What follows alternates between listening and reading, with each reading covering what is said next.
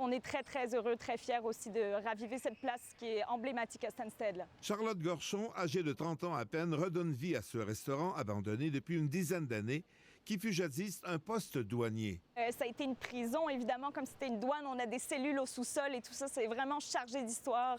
Puis à l'époque, la terrasse était...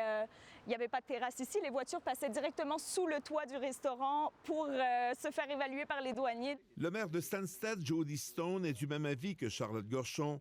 Il aimerait développer le tourisme dans sa ville plutôt que d'en faire une simple voie de passage. Depuis quelques années, les gens vont de moins en moins aux États-Unis. Puis ils cherchent à trouver d'autres places à visiter. Puis en étant à la MRC de Memphrey-Magog, c'est un lieu touristique incroyable. Puis on espère attirer une partie de ces touristes-là pour venir visiter la ville de Stansted. Là, on s'est vraiment dit, on ne passera pas à côté de ça.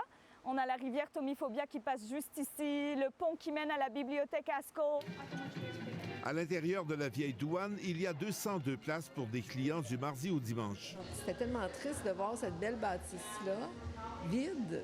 Tu sais. Alors, moi, je pense que les gens de Stansted vont apprécier. On est ici depuis 16 ans et puis ça ouvre, ça ferme, ça ouvre, ça ferme. Cette fois-ci, on espère que ça va être la bonne fois. Alors, on souhaite bonne chance aux propriétaires.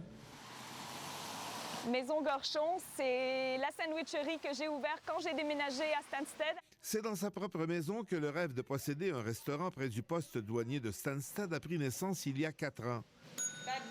Aujourd'hui, elle est convaincue que son restaurant va profiter du tourisme québécois et des visiteurs américains en hausse de plus de 7 %. Ici Jean Harel, Radio-Canada, Stansted.